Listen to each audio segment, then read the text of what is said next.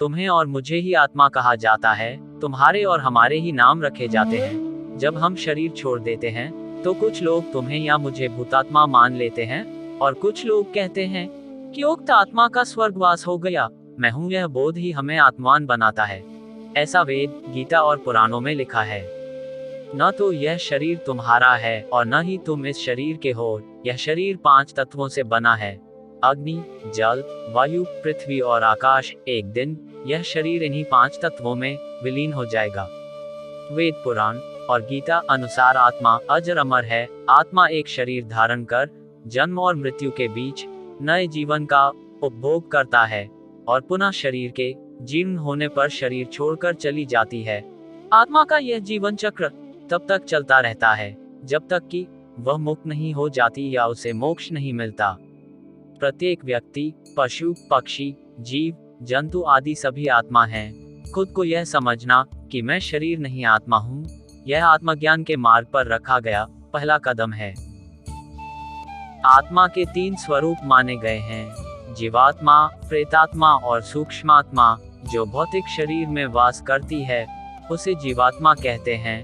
जब इस जीवात्मा का वासना और कामना में शरीर में निवास होता है तब उसे प्रेतात्मा कहते हैं। यह आत्मा जब सूक्ष्मतम शरीर में प्रवेश करता है उसे सूक्ष्मात्मा कहते हैं।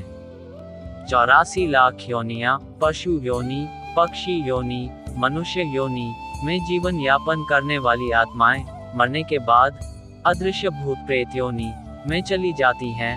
आत्मा के प्रत्येक जन्म द्वारा प्राप्त जीव रूप को योनि कहते हैं।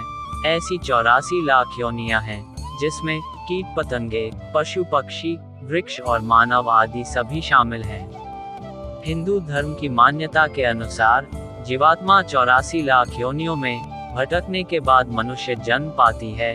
84 लाख योनियां निम्नानुसार मानी गई हैं। पेड़ पौधे 30 लाख, कीड़े मकोड़े 27 लाख, पक्षी 14 लाख, पानी के जीव जंतु 9 लाख, देवता, मनुष्य, पशु 4 लाख, कुल योनियां 84 लाख। मृतात्मा स्थूल शरीर से अलग होने पर सूक्ष्म शरीर में प्रविष्ट कर जाती है। यह सूक्ष्म शरीर ठीक स्थूल शरीर की ही बनावट का होता है जो दिखाई नहीं देता। खुद मृतात्मा को भी इस शरीर के होने की बस अनुभूति होती है, लेकिन कुछ आत्माएं ही इस शरीर को देख पाती हैं। इस दौरान मृतक को बड़ा आश्चर्य लगता है कि मेरा शरीर कितना हल्का हो गया है और मैं हवा में पक्षियों की तरह उड़ सकता हूँ। स्थूल शरीर छोड़ने के बाद आत्मा अपने मृत शरीर के आसपास ही मंडराता रहता है। उसके शरीर के आसपास एकत्रित लोगों के वह कुछ कहना चाहता है, लेकिन कोई उसकी सुनता नहीं है।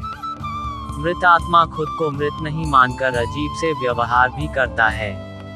वह अपने अंग प्रत्यंगों को हिलाता डुलाता है, हाथ पैर को चलाता है, पर उसे ऐसा अनुभव नहीं होता कि वह मर गया है। उसे लगता है कि शायद यह स्वप्न चल रहा है, लेकिन उसका भ्रम मिट जाता है। तब वह पुनः मृत शरीर में घुसने का प्रयास करता है, लेकिन वह उसमें सफल नहीं हो पाता। जब तक मृत शरीर की अंत्येष्टि क्रिया होती है तब तक जीव बार बार उसके शरीर के पास मंडराता रहता है। जला देने पर वह उसी समय निराश होकर दूसरी ओर मन को लगाने लग जाता है, किंतु गाड़ देने पर वह उस शरीर का मोह नहीं छोड़ पाता और बहुत दिनों तक उसके इधर उधर फिरा करता है। अधिक माया मोह के बंधन में अधिक दृढ़ता से बंधे हुए मृतक प्रायः श्मशानों में बहुत दिनों तक चक्कर काटते रहते हैं। शरीर की ममता बार बार उधर खींचती है और वे अपने को संभालने में असमर्थ होने के कारण उसी के आसपास रुदन करते रहते हैं। कई ऐसे होते हैं जो शरीर की अपेक्षा प्रियजनों से अधिक मोह करते हैं। वे मरघटों के स्थान पर प्रिय व्यक्तियों के निकट रहने का प्रयत्न करते हैं।